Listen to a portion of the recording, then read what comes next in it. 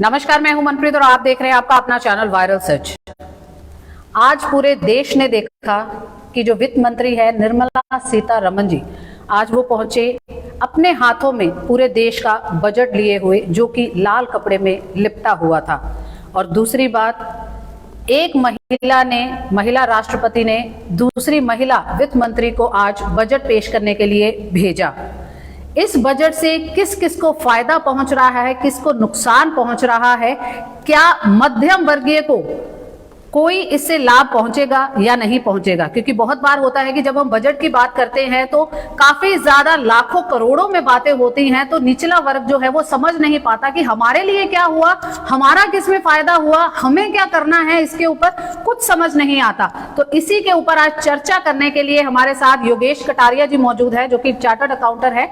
आइए उनसे बात करते हैं और उनसे जानते हैं कि क्या कुछ है इसके लिए, या फिर हम कहें आपके लिए, आम जनता के लिए क्या कुछ बेहतर है इस बजट में, क्या पॉजिटिव साइंस है इसके, क्या नेगेटिव है। तो आइए बात करते हैं योगेश कटारिया जी से। नमस्कार सर, बहुत बहुत स्वागत है आपका। बहुत बहुत नमस्कार। योगेश जी, सबसे पहले आपसे यही जानना चाहेंगे कि आज जो है शुरुआत हुई है बजट की दोबारा से। कहा जाता है कि जब से वित्त मंत्री हमारी निर्मला सीतारमण जी आए हैं तब से लेकर जो जीडीपी का ग्राफ है वो निरंतर नीचे जाता जा रहा है। ऐसा काफी बार सुर्खियों में भी आई हैं ये बातें। और अगर हम बात करें 1947 की, जब से देश आजाद हुआ है तब से ये पहली बार है कि जीडीपी का ग्राफ इतनी नीचे जा रहा है। और फिर से एक बार जो है बजट पेश किया गया है और काफी हम कह सकते हैं कि उसके ऊपर चर्चा चल रही है आज सुबह से। तो आपका क्या कहना है एज ए सीए, क्या आपकी सोच है कि ये पॉजिटिव है, नेगेटिव है, या बातें छुपाई जा रही हैं, बताई जा रही हैं? आप हमें प्लीज इसके बारे में बताएं। बिल्कुल, सबसे पहले तो मैं वायरल सच के सभी दर्शकों को नमस्कार करता हूं। जैसा कि आपका क्वेश्चन है कि जो हमारी अभी करंट की फिनेंस मिनिस्टर हैं निर्मला सीतारमण जी, उनका जो टेन्योर है उसमें जीडीपी इंडिपेंडेंस के बाद से सबसे कम गई है, ये सच है। और ये किसी भी हाल में एक पॉजिटिव साइन नहीं है, ये नेगेटिव साइन ही है। पर इससे बड़ी बात ये है कि अगर वो डाउन हुई है, हमारी ये गवर्नमेंट उसको डायग्नोज नहीं कर पा रही है कि क्या रीजंस हैं जिससे जीडीपी कम हुई है, और हम ऐसे एक्शन लें, ऐसी पॉलिसी लाएं जिससे कि जीडीपी जो है वो रिवाइव हो पाए। ऐसा नहीं है ये सिर्फ 10 दिन, 20 दिन, महीने, 2 महीने के लिए जीडीपी गिरी है, ये काफी सालों से गिरी हुई है और ये उसको उठा नहीं पा रहे हैं। और जैसी उम्मीद थी कि शायद इस बजट में कुछ ऐसा आएगा जो उसको सपोर्ट कर पाएगा, तो इस बजट में भी अगर मैं बात करूं, जो लोगों की एक्सपेक्टेशंस थी वो फुलफिल नहीं हो पाई हैं। ऐसा बजट ये नहीं लग रहा है कि जो हमारी इकोनॉमी को या जीडीपी को सपोर्ट करे। तो हम ये कह सकते हैं कि जो आम लोग हैं, आम लोगों के सामने अभी हम आपसे ही जानना चाहेंगे, आम लोगों के सामने जब बात होती है जीडीपी की, तो सबसे पहली बात आती है कि इतने करोड़ों में, इतने हजारों में जो है वो बजट पास हुआ। तो आपको क्या लगता है कि क्या आम जनता को ये चीजें समझ आती होंगी? बिल्कुल सच कहा आपने। जब भी कोई स्पीच देखता है, रादर हम जैसे लोग भी स्पीच देखते हैं, तो जब भी बात होती है लाखों करोड़ों की, कि पहले हेल्थ का बजट इतने लाख करोड़ था जिसको अब बढ़ा के इतने लाख करोड़ कर दिया, एजुकेशन का बजट को इतने लाख करोड़ से इतने लाख करोड़ कर दिया। तो जो आम जनता है, अगर हम आम जनता की बात की जाए तो आम जनता को ये सारी बातें बहुत समझ नहीं आती है। इतने लाख करोड़ की जो फिगर होती है, ये अपने आप में इतनी बड़ी फिगर है कि वो समझ नहीं पाते हैं कि इससे क्या होने वाला है। वो चाहते हैं कि इसका रिजल्ट क्या आएगा ग्राउंड लेवल पर। अगर हम आज बजट आया तो आज से 1 महीना, 2 महीने, 6 महीने के बाद क्या ये जो फिगर्स बोली गई हैं, इनसे कुछ पॉजिटिव रिजल्ट दिखेगा? क्या एजुकेशन में हमें फीसें कम दिख जाएंगी? क्या बाहर महंगाई कम हो जाएगी? क्या ट्रांसपोर्टेशन सस्ता हो जाएगा?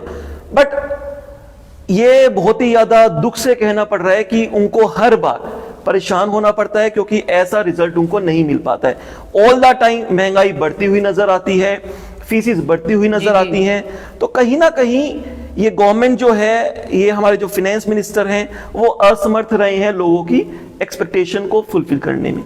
तो योगेश जी, जैसे ही हम बजट की या फिर कोई भी राजनीतिक बात होती है तो जो सोशल मीडिया है वो ट्रेंड करने लग जाता है, काफी सारी बातों से या फिर इशारों इशारों में बातें होनी शुरू हो जाती हैं। तो अभी लेटेस्ट जो ट्रेंड कर रहा है वो है कि LIC और SBI बैंक के खाता धारकों अपनी कुर्सी की पेटी बांध लो, मौसम बिगड़ने वाला है। तो आपको क्या लगता है कि हम इस चीज को, जो आम जनता है, किस वे में ले, किधर जा रही है ये बात?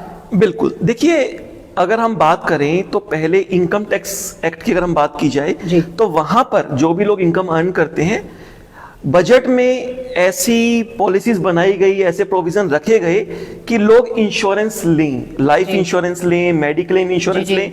कहीं ना कहीं एनकरेज किया गया कि हमारी कंट्री के अंदर बहुत कम लोग हैं जो इंश्योरेंस, जिन्होंने लाइफ इंश्योरेंस लिए हुए हैं, मेडिक्लेम इंश्योरेंस लिए हुए हैं, जो कि बहुत जरूरी है जी।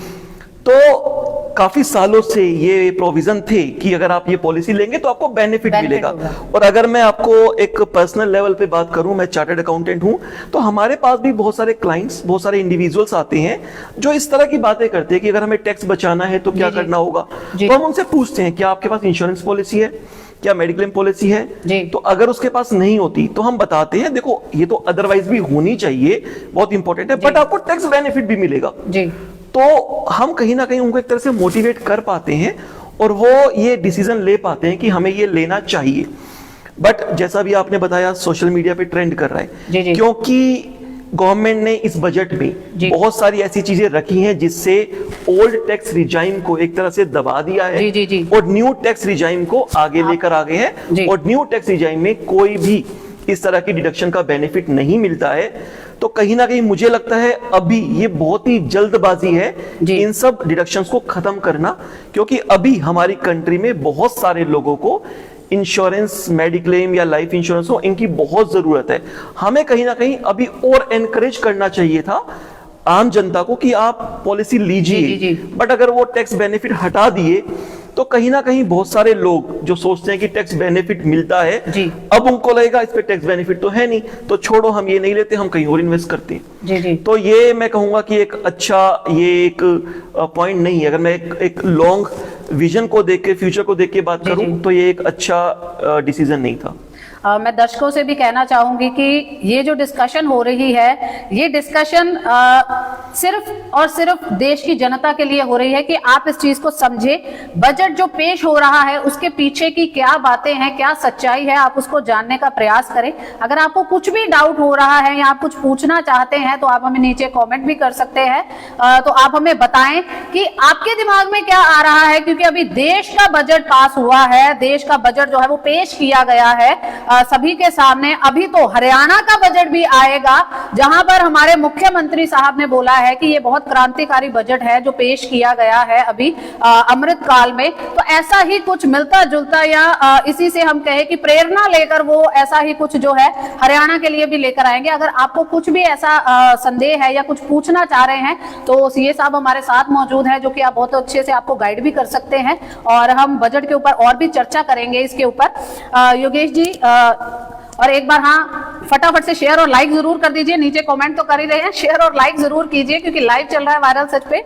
पहले हम अगर योगेश जी बात करें तो रेलवे का बजट एकदम सेपरेटली चलता था, क्योंकि रेलवे कोई मतलब हम कहें कि एक रीजन की बात नहीं है, एक स्टेट की बात नहीं है, पूरे देश में फैला नेटवर्क है, तो उसके लिए एक अलग ही बजट होता था पहले। बट इस बार जो है, या फिर हम कहें कि अब जो हुआ है, सेकंड टाइम ये चल रहा है कि अब 2.40 हम कहें कि 1000 करोड़ जो है वो रेलवे का बजट पास हुआ है। तो क्या ये चीज इनफ है? क्या इससे आम लोगों को क्या फील होगा? क्योंकि हम बोल तो देते हैं, फिर वही बात आती है, आम जनता को क्या फायदा है कि 2.4000 करोड़ की बात तो हो रही है, कम तो नहीं है, अमाउंट अगर देखी जाए तो कम तो नहीं है। तो आपका क्या कहना है कि इसका इंप्रेशन जो है आम जनता पर पड़ेगा कुछ? देखिए, पहले रेलवे का बजट सेपरेट आता था, उसका बहुत बड़ा रीजन है। एक्चुअली रेलवे जो है वो एक तरह से कंट्री की बैकबोन है। जी। बहुत सारी चीजें जो है वो रेलवे पर डिपेंड करती है। बहुत जरूरी था कि एक सेपरेट इसका बजट लाया जाए, जो हमारे रेलवे मिनिस्टर है वो इसको अनाउंस करते थे, बट अभी इसको मर्ज करके ही अनाउंस किया जाता है। देखिए, बात आती है आम जनता की। आम जनता अल्टीमेटली वही देखना चाहती है कि इतने लाख करोड़ रुपए या इतने हजार करोड़ रुपए बोल तो दिया जी, कि इसका बजट के लिए हमने एलोकेट किया है, बट अल्टीमेटली उन्हें क्या बेनिफिट मिलने वाला है? अगेन वही बातें हैं, क्या रेलवे फेयर कम हो जाएंगे? बट हम देखते हैं कि रेलवे फेयर तो स्टिल बढ़ते ही जा रहे हैं। जी। क्या वो फैसिलिटीज बढ़ जाएंगी? बट फैसिलिटीज की हम बात करें तो अगेन हमारे सामने बहुत सारी ऐसी चीजें आती रहती हैं सामने, जिसमें कहीं ना कहीं लोग मायूस होते हैं, सेटिस्फाई नहीं होते हैं। अगर हम और कंट्री की तरफ नजर डालें, डेवलप्ड कंट्री की तरफ, तो आज की डेट में भी हम उनसे बहुत पीछे हैं। अभी हमें उसमें बहुत बहुत ज्यादा इंप्रूवमेंट करने की जरूरत है। बात सिर्फ ये है कि इतने लाख करोड़ रुपए बोल देने से काम नहीं चलेगा, लोगों को वो डिफरेंस दिखना चाहिए। लोगों को लगना चाहिए कि बजट में एक अनाउंसमेंट की गई तो उसके बाद उन्हें सचमुच में वो बेनिफिट दिख रहा है, वो पिक्चर चेंज होती हुई दिख रही है, बट वो कभी दिख नहीं पाती है। जितना लोगों की एक्सपेक्टेशन है उतना नहीं हो पाता है। जैसे ही जो है बजट पेश हुआ तो हम बात करें कि विपक्ष ने भी अपनी भूमिका निभानी शुरू कर दी। उन्होंने कहा कि ये जो बजट है ये देश का बजट ना होकर एक राजनीति की तरफ ये ज्यादा चल रहा है ये बजट। तो इसी चीज को शायद ध्यान में रखते हुए कुछ मध्यम वर्गीय के लिए अगर हम बात करें, क्योंकि मध्यम वर्गीय है जो वो हमेशा हर चीज में एक हम कह सकते हैं फंसा हुआ अपने आप को महसूस करता है, चाहे ईएमआई की बात हो, चाहे टैक्स रिबेट की बात करें, या हम इंश्योरेंस की भी बात करें, या डेली ट्रैवल की बात करें, हर चीज में वो फंसा हुआ महसूस होता है। तो आपको लगता है कि मीडियम वर्ग के लिए कुछ इसमें रियायत है, कुछ प्रयास किया गया है इसको कम करने का? देखो, अगर मैं बात करूं, मीडियम वर्ग को तो घुमाने की कोशिश की गई है जी। उन्हें कुछ ऐसा दिखाने की कोशिश की गई है कि देखो हम आपके लिए बेनिफिट लेके आ रहे हैं, बट एक्चुअली में वो बेनिफिट मिल नहीं पा रहा। अगर हम उसको थोड़ा सा टेक्निकली देखेंगे, जैसे कि अगर मैं बात करूं, आज एक अनाउंसमेंट हुई है कि जो टैक्स की लिमिट है, एग्जेम्पशन लिमिट है, जो जिनकी भी इनकम 5 लाख रुपए या उसके दायरे में आती थी उनको टैक्स देने की जरूरत नहीं थी। अब न्यू टैक्स रिजाइम में उसको बढ़ा के 7 लाख रुपए कर दिया गया है कि 7 लाख रुपए तक इनकम अर्न करने वाले को कोई टैक्स नहीं देना पड़ेगा, उन्हें रिबेट मिल जाएगी। बट अगर मैं बात करूं ओल्ड टैक्स रिजाइम की, तो ओल्ड टैक्स रिजाइम में ऑलरेडी 7 लाख या उसके आसपास तक इनकम कमाने वाले को कोई टैक्स पे नहीं करना पड़ रहा था। कैसे? क्योंकि उसमें 5 लाख रुपए की तो हमारे पास एग्जेम्पशन लिमिट थी और ओल्ड टैक्स रिजाइम में कुछ डिडक्शंस थी। जैसे अभी हमने बात की थी, लाइफ इंश्योरेंस पॉलिसी में आपने प्रीमियम पे किया, मेडिक्लेम पॉलिसी ली, स्टैंडर्ड डिडक्शन वहां पर थी। उसके बाद कुछ एग्जेम्पशंस थी, हाउस रेंट अलाउंस की एग्जेम्पशंस थी। तो एग्जेम्पशंस और डिडक्शंस का बेनिफिट लेने के बाद कोई भी पर्सन जो 7 लाख रुपए 8 लाख रुपए कमा पा रहा है वो इजिली कोई टैक्स पे नहीं करता था। बट यहां पर न्यू टैक्स रिजाइम में एक तरह से वही किया गया, 7 लाख वालों को टैक्स नहीं देना, क्योंकि वहां कोई एग्जेम्पशन डिडक्शन नहीं दी। और लोगों को दिखाया गया कि आपको फायदा हो गया बहुत, बट एक्चुअली में वो फायदा हुआ नहीं है उनको लिए अदरवाइज भी वैसा ही था। ये तो एक बात होगी। दूसरी बात, अगर मैं बात करूं तो हमारी कंट्री में कितने लोग हैं ऐसे जो 7 लाख की फिगर को टच कर पाते हैं, 7 लाख की इनकम अर्न कर पाते हैं। बहुत सारे लोगों को 3 वक्त की रोटी नहीं मिल पाती है और हम बात करते हैं 7 लाख की फिगर की। तो कहीं ना कहीं बजट में ऐसी चीजें आना जरूरी थी जो लोगों की इनकम को बढ़ा पाए। उस तरफ तो हमने ज्यादा फोकस किया नहीं है, उसमें कोई जरूरी चीजें नहीं लाई गई हैं। सिर्फ एक तरह से एक मीठी गोली लोगों को दे दी गई है, कुरकुरे पकड़ा दिए गए हैं, लोगों को घुमा दिया गया है कि हाँ जी आपको हमने 5 लाख से 7 लाख बना दिया। आपकी इसी बात पे जो हमारे एक काफी पुराने हम कहेंगे हमारे व्यूअर्स यार बहुत ज्यादा वायरल सच को सपोर्ट भी करते हैं, संतोष कुमार वर्मा जी ने भी यही लाइन यूज करी जो आप अभी कह रहे हैं कि इस बजट में कुछ नहीं होगा, जनता को लॉलीपॉप दे रही है बीजेपी सरकार ताकि जनता 2024 के चुनावों तक जो है वो यही काम करती रहे। बिल्कुल ऐसा किया गया है। बिल्कुल सही कहा संतोष कुमार जी ने कि एक तरह से लॉलीपॉप पकड़ा दी गई है उनको। लोगों को ऐसा लग रहा है कि हमें बेनिफिट हो गया है, बट एक्चुअली में उन्हें बेनिफिट हुआ नहीं है। तो आम आदमी की अगर बात करें तो इस बजट को अगर हम ओवरऑल लें तो क्या सही में कुछ भी नहीं है जो आम जनता के लिए सोचा गया हो? क्योंकि आम जनता की अगर बात करें, क्योंकि कभी भी जो है महंगाई पे और बेरोजगारी पे बात नहीं हो रही, बात बजट पे हो रही है, बात या तो सनातन पे हो रही है, बात जो है जो मेन मुद्दे हैं उनके ऊपर नहीं हो रही। देखिए सच है, जो मेन मुद्दे हैं, अनएम्प्लॉयमेंट बहुत बड़ा इशू है, इस पे बहुत ज्यादा कुछ काम बात नहीं की गई है। जहां तक मैं बात करूं, जो हमें बहुत ही क्लियर कट दिख पा रहा है कि जस्ट एक लॉलीपॉप पकड़ा दी गई है, फायदा नहीं हुआ है।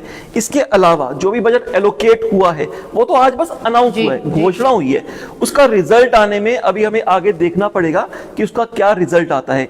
और अगर मैं आपको बताऊं, इस गवर्नमेंट में, बीजेपी गवर्नमेंट में, और सीतारमण जी वित्त मंत्री रही हैं, यहां पर चाहे जीएसटी रहा हो, चाहे इनकम टैक्स रहा हो, ये हर व्यापारी भी जानता है, हर प्रोफेशनल भी जानता है कि सरकार ने बहुत जल्दबाजी की है, इंप्लीमेंटेशन में मार खाई है।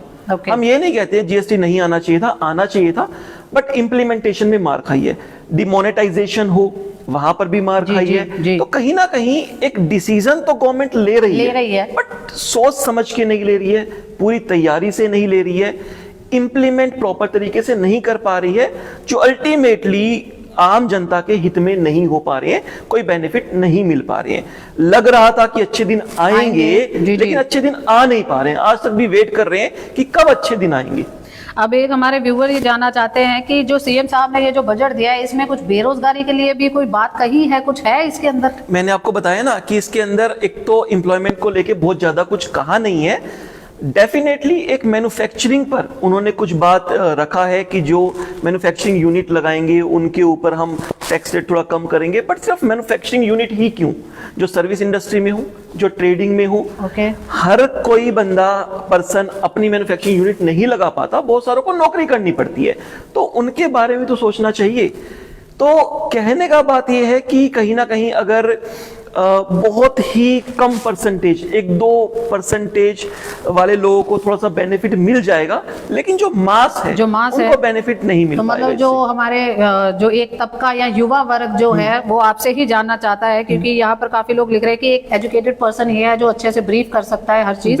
तो मतलब हम ये कह सकते हैं कि बजट के अंदर जो है कुछ भी बेरोजगारी को लेकर कोई बात नहीं है। देखो, बेरोजगारी को लेकर कुछ भी अच्छा स्टेप नहीं लिया गया है, कुछ भी बड़ा ऐसा इसके अंदर दिख नहीं रहा है जिससे कि वो बेरोजगारी पे कुछ इंप्रूवमेंट कर पाए, ऐसा कुछ भी नहीं है इस बजट के अंदर। अभी इसी के रिलेटेड मैं एक और बात पूछना चाहूंगी। हमने पहले भी इसके बारे में बात करी कि एक महिला राष्ट्रपति ने दूसरी महिला वित्त मंत्री को जो है प्रवेश करवाया कि आप ये बजट जो है पेश करें पूरे देश के सामने। तो क्या इसमें कुछ महिलाओं के लिए प्रावधान किया गया है? महिलाएं जो है हम कहें कि एक बजट जो शुरुआत है वो घर से ही होती है कि घर में कितना राशन आना है, क्या कुछ आना है, कपड़े कैसे आने हैं, घर का पूरा सामान कैसे चलना है, एक बदी हुई तनख्वाह में पूरा महीना कैसे चलना है। वो जो एक सोर्स है या हम कहें कि एक जो शुरुआत है बजट की वो घर से होती है। तो क्या उन महिलाओं के लिए कुछ सोचा है? नहीं, इस बजट में महिलाओं के लिए भी स्पेसिफिकली कुछ भी ऐसा नहीं रखा गया है जिससे कि महिलाओं को ऐसा फील आए कि ये गवर्नमेंट हमारे लिए भी कुछ करना चाहती है। जैसा आपने बताया, फाइनेंस मिनिस्टर जो है वो खुद एक महिला हैं। बट सिर्फ आज के बजट में नहीं, इससे पहले भी जितने भी डिसीजंस हुए हैं, जो भी पॉलिसी आई है, उसमें ऐसा कुछ नजर नहीं आ रहा कि जो स्पेसिफिकली महिलाओं के लिए कुछ बेटर कर सकती हैं। इससे पहले रादर की जो हमारे टैक्स स्लैब हैं वो महिलाओं के लिए अलग हुआ करती थी, उनके लिए एग्जेम्पशन लिमिट थोड़ी ज्यादा हुआ करती थी, बट धीरे धीरे उसको खत्म कर दिया। मुझे लगता है उसको भी अभी खत्म करने की जरूरत नहीं थी, क्योंकि अभी भी वुमेन एम्पावरमेंट पूरे तरीके से नहीं हो पाया है। हम सिर्फ शहरों की बातें नहीं करते हैं, विलेजेस की बातें करते हैं, वहां पर अभी भी जरूरत है वुमेन को मोटिवेट करने की, एनकरेज करने की। तो अभी कहीं ना कहीं बजट के अंदर कुछ ऐसी चीजें होनी चाहिए थी कि जो महिलाओं को एक तरह से उनको ऐसा फील करा पाए कि हाँ, ये बजट से हमें कुछ फायदा होने वाला है, बट ऐसा यहाँ पे कुछ भी नहीं किया गया है। तो जो हमारे हरियाणा के मुख्यमंत्री साहब है खट्टर साहब, उन्होंने कहा है कि ये बहुत ही क्रांतिकारी और अमृत काल का ये जो बजट है वो पेश हुआ है, बहुत बढ़िया है ये, और इसी तर्ज पर है, या फिर कहे कि इसको प्रेरणा लेकर जो है वो हरियाणा का बजट भी जो है सामने लेकर आएंगे, जो कि शायद अभी मतलब रिसेंटली जो है सबके सामने आने भी वाला है, क्योंकि जो मुख्यमंत्री साहब है वही हरियाणा के वित्त मंत्री भी हैं। तो क्या लगता है कि जिस तरीके से क्रांति देश में आ रही है, क्या ऐसी ही क्रांति हरियाणा में भी आएगी? क्या हरियाणा वालों को, जी जो आम लोगों को समझ आए उस भाषा का मैं प्रयोग करना चाहूंगी, क्या हरियाणा वालों को डरने की जरूरत है बजट से, या फिर उनको लगे कि मुझे कुछ रिलीफ मिलेगी? बिल्कुल, अगर वो कह रहे हैं कि इसी तर्ज पर हरियाणा का बजट लाया जाएगा तो हमें बिल्कुल डरने की जरूरत है। हमें पहले से ही अपनी उम्मीदों को फिर खत्म कर लेना चाहिए। हम एक गुड़गांव जैसे शहर में, जो हरियाणा का एक बहुत ही अच्छा शहर है, वहां पर रहते हैं। अगर हम गुड़गांव की बात करें तो यहाँ पर आप हॉस्पिटल्स की बात की जाए, बार बार बात होती रहती है, बट हॉस्पिटल्स के अंदर कुछ भी इंप्रूवमेंट नहीं हो पा रही improvement, जी। है। अगर हम गवर्नमेंट स्कूल्स की बात करें तो यहाँ पर सबको पता है गवर्नमेंट स्कूल्स की क्या हालत है। तोड़ने में सालों लग जाते हैं सर। बिल्कुल। तो यहाँ पर जब गुड़गांव जैसे शहर में जी, जी। यहाँ पर वो कुछ इंप्रूव नहीं कर पा रहे हैं, तो पूरे हरियाणा के लिए हम क्या सोच सकते हैं? तो हम ये कह सकते हैं कि हमें थोड़ा सा लोगों को सोचने की जरूरत है इस बार। बिल्कुल। कि मैं बजट तो कुछ आगे पीछे हो सकता है। मैं तो मनोहर लाल खट्टर जी से रिक्वेस्ट करना चाहूंगा, सर इस तर्ज पर आप बजट मत लाइए, आप यहाँ के हरियाणा के लोगों के बारे में सोचिए, जानिए, ग्राउंड लेवल पर देखिए उन्हें क्या नीड है, क्या जरूरत है, उसके हिसाब से आप बजट बनाइए। अभी हम कुछ सवाल जो हमारे दर्शक भी हमें नीचे कमेंट में कर रहे हैं वो भी हम लगातार पूछ रहे हैं। फटाफट से आप हमें नीचे क्वेश्चन पूछ सकते हैं, अगर कुछ भी आपको डाउट है या आप सीएस साहब से कुछ पूछना चाहते हैं। हम किसानों की बात करते हैं योगेश जी की किसानों ने अपने हक के लिए 3 कृषि कानूनों के लिए जो है आंदोलन किया, इतनी लंबी लड़ाई लड़ी, अपने अधिकारों के लिए लड़े। कोई भी शायद ही भारत का कोई नागरिक हो जो इस चीज को भूला हो। तो क्या लगता है इसमें किसानों के लिए कुछ है बजट में? देखिए बहुत बड़ा आंदोलन हुआ था, ये पूरा भारत जानता है, बहुत लंबा टाइम यहाँ पर चला था। जी जी। बहुत सारी बातें की गई थी, आंदोलन ऐसा चल रहा है वैसा चल रहा है, मैं कहता हूँ जैसा भी चल रहा हो, बट सरकार कहीं ना कहीं विफल रही थी उन्हें कन्विंस करने में। अगेन मैं फिर से अपनी बात रिपीट करना चाहूंगा, ये सरकार डिसीजन तो ले लेती है, किसान आंदोलन बनाने का डिसीजन तो ले लिया, जी जी जी, कानून बना दिए, बट अगेन उसको इम्प्लीमेंटेशन में, किसानों को कन्विंस करने में कि उनको समझा पाए। अगर सरकार ने ये कानून बनाया और उन्हें लगता है ये कानून किसानों के लिए बहुत ही ज्यादा बेनिफिशियल थी, तो आप उनको समझा ही नहीं पाए कि वो बेनिफिशियल थे। और जब बहुत लंबा टाइम निकल गया तब आपको लगा कि आप विफल हो गए, नहीं समझा पा रहे हैं, तो फाइनली आपको कानून वापस लेने पड़े थे, तो आप टाइमली भी कानून को वापस नहीं ले पाए थे। जी। तो कहने का मतलब ये है बहुत सारे रिसोर्सेज हमारे उसमें वेस्ट हुए थे, बहुत सारा नुकसान हुआ था। तब हमें ये उम्मीद थी शायद अब इसके बाद जो बजट अनाउंस होगा तो फार्मर्स के लिए कुछ अच्छा स्टेप उठाया जाएगा जिनसे कि उन्हें डायरेक्ट एक बेनिफिट मिलेगा। अगेन मैं वही कहूंगा, कुछ लाखों करोड़ों की फिगर्स बोल दी हैं जी, इतने लाख करोड़ रुपए फार्मर्स के लिए एलोकेट कर दिया, काउंट करने को बट उसको डिटेल में उनको क्या बेनिफिट, कैसे बेनिफिट मिलने वाला है, सचमुच में उन्हें बेनिफिट मिलेगा नहीं मिलेगा, किसान खुद ही यहाँ पर अभी तक एक तरह से कंफ्यूज हैं कि बस फिगर बोल दी गई है और होना कुछ नहीं है। जी। तो हमारा यही प्रश्न हमारे व्यूवर्स ने भी पूछा था फार्मर्स को लेके। आई थिंक आपको पता लग गया होगा कि कोई बेनिफिट नहीं मिल रहा। मक्कड़ साहब कह रहे हैं कि health, education and rural development budgets totally slashed. Okay, whom does this budget 2023 exactly benefit? किसको बेनिफिट दे रहा है ये जो 2023 का जो बजट है? ये बहुत ही मेन बात है कि सही में देखिए ये तो क्लियर दिख रहा है कि जो पुअर क्लास या जो मिडिल क्लास है उनको ये बजट बेनिफिट नहीं दे रहा है जी। तो ये किनको बेनिफिट दे रहा है, एक एग्जांपल दूंगा जी जी। एक सरचार्ज था जिनकी 5 करोड़ से ऊपर की इनकम है, उनका सरचार्ज अमाउंट कम कर दिया। ओके। जो 5 करोड़ से ऊपर की इनकम है, अब आप सोच सकते हैं हमारे देश में कितने लोग हैं जो 5 करोड़ से ज्यादा कमा रहे होंगे, उनका सरचार्ज कम कर दिया। 40 समथिंग उनका पहले इनकम टैक्स रेट बनता था, अब वो 39% पे आ गया है जी। तो उनको बेनिफिट हो गया जो 5 करोड़ से ज्यादा इनकम अर्न कर रहे हैं। तो आप समझ सकते हैं कि फोकस कहां रखा जा रहा है। जहां पर फोकस होना चाहिए उन्हें बेनिफिट एग्जैक्टली हो नहीं पा रहा। जो 5 करोड़ से ऊपर कमा रहे हैं उनके लिए थोड़ा बहुत कम करने से कोई बहुत ज्यादा उनको डिफरेंस होने नहीं वाला है, लेकिन जो गरीब तबका है, जो मिडिल क्लास तबका है, उनके लिए आप 2-4 हजार भी कम कर देंगे तो उन्हें बहुत बेनिफिट होगा। अभी कुछ पॉइंट्स के ऊपर जो है काफी चर्चा भी हो रही है टैक्स रिबेट को लेकर कि बहुत ज्यादा टैक्स रिबेट मिल रही है, 7 लाख के ऊपर आपका टैक्स रिबेट नहीं है कुछ। इसके डिस्कस हम आपसे करेंगे डीपली कि सही में क्या ऐसा कुछ हुआ है इस बजट में जिसके ऊपर सोशल मीडिया पर ये चीजें बातें भी चल रही है कि नहीं बहुत फायदा पहुंचेगा जिनकी 7 लाख की इनकम है। पूरा हम आपसे जानना चाहेंगे कि सही में वो चीज है क्या जिस पॉइंट के ऊपर डिस्कशन हो रही है, 7 लाख। देखिए सबसे पहली बात तो अभी बजट के अंदर हमारे पास इनकम टैक्स में 2 टैक्स रिजाइम है, एक का नाम है ओल्ड टैक्स रिजाइम, एक का नाम है न्यू टैक्स रिजाइम। ओके। पिछले 2 सालों से ये चल रहे हैं, इससे पहले कभी भी ऐसे 2 टैक्स रिजाइम नहीं थे इंडिया के अंदर।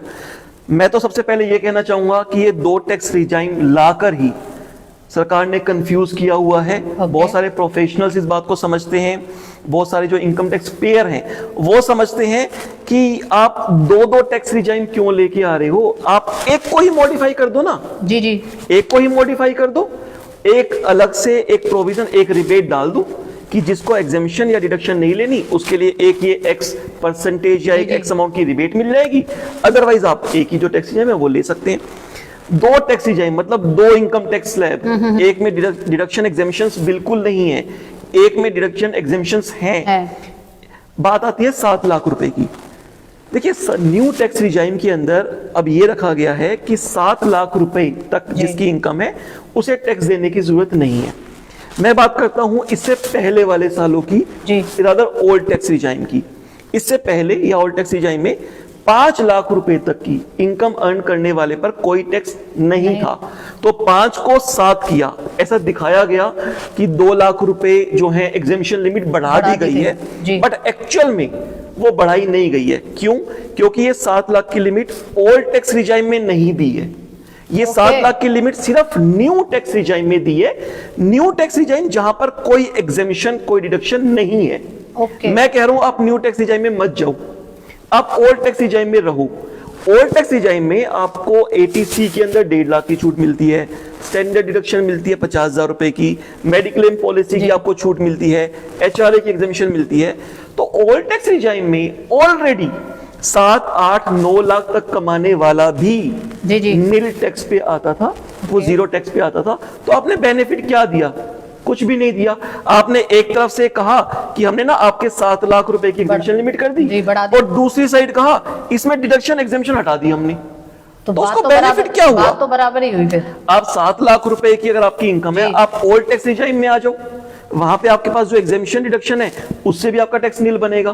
तो कह सकते हैं कि इधर भी लड्डू है इधर भी लड्डू है, हाथों में लड्डू नहीं है, यहाँ पर सरकार के हाथ में, सरकार के हाथ में लड्डू है। बिल्कुल सही कहते हैं, सरकार के हाथ में, सरकार के हाथ में लड्डू है। कहने के लिए दिखाया गया है कि आपको बेनिफिट हुआ है, बट एक्चुअली में जो प्रोफेशनल्स हैं, जो टैक्स पेयर्स हैं, जो थोड़ी सी कैलकुलेशन समझते हैं वो समझ सकते हैं एक्चुअली में बेनिफिट कुछ नहीं दिया गया। इतने सालों से, अगर मेरी बात गलत लगे तो बिल्कुल बताना, जो टैक्स पेयर्स हैं, जो प्रोफेशनल्स हैं, वो ये मांग कर रहे हैं कि ओल्ड टैक्स रिजाइम में जो एग्जेम्पशन लिमिट है उसको बढ़ाओ, जो ओल्ड टैक्स रिजाइम में एटीसी की 1.5 लाख की लिमिट है उसको बढ़ाओ, मेडिक्लेम की लिमिट है उसको बढ़ाओ। ये मांग चल रही है बहुत सालों से, लेकिन ये गवर्नमेंट जो है थोड़ी सी इनसेंसिटिव रही है। हमारी जो फाइनेंस मिनिस्टर हैं, with due respect Sitharaman ji, tax payers, citizens या बहुत सारी ऑर्गेनाइजेशंस उनके पास जाती है, प्रस्ताव रखती हैं, लेकिन वो अपने डिसीजन पे रिजिड रही हैं। ये सबको दिखा है, ये सब ऑर्गेनाइजेशंस और प्रोफेशनल्स इस बात को जानते हैं कि ये फाइनेंस मिनिस्टर रिजिड रही हैं अपने डिसीजन पे, लोगों की भावनाओं को समझ नहीं पा रहे हैं, उनको एक्सेप्ट करने को तैयार नहीं है। तो हम ये कह सकते हैं कि ये थोपा गया है बजट जो कि है पूरी जनता के ऊपर, क्योंकि अगर इसमें डिस्कशन अगर हुई है, जैसे आप कह रहे हैं कि काफी लोगों ने प्रस्ताव रखे हैं, बट उसके बाद भी जो है रिजिड रही है वित्त मंत्री, तो क्या लगता है आपको कि फिर आने वाला जो टाइम है, और ये अगर हम पूरी बजट की बात करें, इस बजट को जो है सप्तऋषि का नाम भी दिया गया है, तो अगर हम सप्तऋषि की बात करें तो क्या होने क्या वाला है अब? क्योंकि अगर एक पूरा टेन्योर जो है पूरा आ चुका है, एक अगर हम बात करें कि महीने की तनख्वाह आ चुकी है हाथ में, अब जो है बजट की शुरुआत होने वाली है, तो आपको क्या लगता है एज अ सीए क्या कहना चाहेंगे आप लोगों से भी, या फिर हम कहें कि जो इन चीजों को समझते भी नहीं हैं, आपका क्या पॉइंट ऑफ व्यू है जो आप जनता के सामने रखना चाहेंगे, जो सरकार अभी कर रही है या जो बजट पेश किया है, या जो आपका अभी तक का अनुभव है इतने लॉन्ग टर्म का, क्योंकि आप काफी सारी कंपनीज भी हैंडल करते हैं, तो क्या शेयर करना चाहेंगे जनता के? बिल्कुल, देखिए जो नॉमनक्लेचर है, ये जो नाम दिए गए हैं, अमृतकाल, सप्तऋषि, अमृत महोत्सव, ऐसे बहुत सारे नाम जिस गवर्नमेंट में लाए गए हैं, हर थोड़े टाइम बाद एक नया नाम आ जाता है, कुछ ना कुछ कि कुछ एक नया नाम ले आए, लोग सोचते हैं अच्छा ऐसा होगा, but the thing is that ultimately जो आम जनता है उन्हें ये नाम चाहिए अलग अलग तरह के, ये महोत्सव चाहिए अलग अलग तरह के, या उनको ये चाहिए कि उनका जो घर है, उनका जो परिवार है, उनके जो बच्चे को एजुकेशन है, जो रोटी है वो अच्छे से मिल पाए, उनकी जो तकलीफें हैं वो तकलीफें खत्म हो पाए, उनको वो चाहिए, उनको नाम नहीं चाहिए। तो कहीं ना कहीं जो एक ओवरऑल बजट की बात की जाए तो ओवरऑल बजट आम आदमी के लिए तो किसी भी हाल में कुछ भी फायदा देता हुआ अभी तो नहीं दिख रहा है। जी। तो यही रिक्वेस्ट होगी कि कहीं ना कहीं सरकार इस चीज को समझे। हमारी फिनेंस मिनिस्टर से भी रिक्वेस्ट है कि जो आम जनता है, जो प्रोफेशनल्स हैं, जो ऑर्गेनाइजेशंस हैं, थोड़ा सा उनके लिए सेंसिटिव होने की जरूरत है, उनकी भावनाओं को समझने की जरूरत है। लोग क्या चाहते हैं, समय की मांग क्या है, उन चीजों को समझे, थोड़ा सा अपने अंदर परिवर्तन लाएं। अगर वो परिवर्तन नहीं ला पाएंगे तो आम जनता को परिवर्तन लाना पड़ेगा और फिर वो परिवर्तन की तरफ बढ़ेंगे। बहुत बहुत धन्यवाद योगेश जी हमारे साथ यहाँ पर चर्चा करने के लिए। बहुत बहुत धन्यवाद।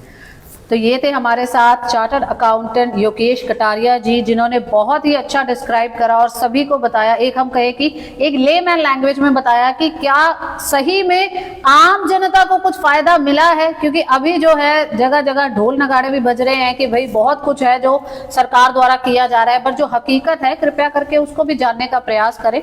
अगर कुछ भी आपको अभी भी डाउट है, कुछ क्वेरी है, कुछ जानना चाहते हैं, आप नीचे हमें कॉमेंट जरूर करें। हम पूरा प्रयास करेंगे कि आपको इसके बारे में कोई नॉलेज दे पाए हम। बट जो सही है कि अभी बेरोजगारी पर कोई बात नहीं हो रही, महंगाई पर कोई बात नहीं हो रही, देश को बढ़ाने के लिए कोई बात नहीं हो रही। जो बात है लाखों, हजारों, करोड़ों रुपए की जो बात हो रही है वो किसके खाते में जाएंगे ये तो आने वाला समय ही बताएगा। बट आपको रिक्वेस्ट है जनता को कि कृपया करके जागरूक रहें और सतर्क रहें और इसी तरह हमारे साथ बने रहें और देखते रहें आपका अपना चैनल वायरल सच।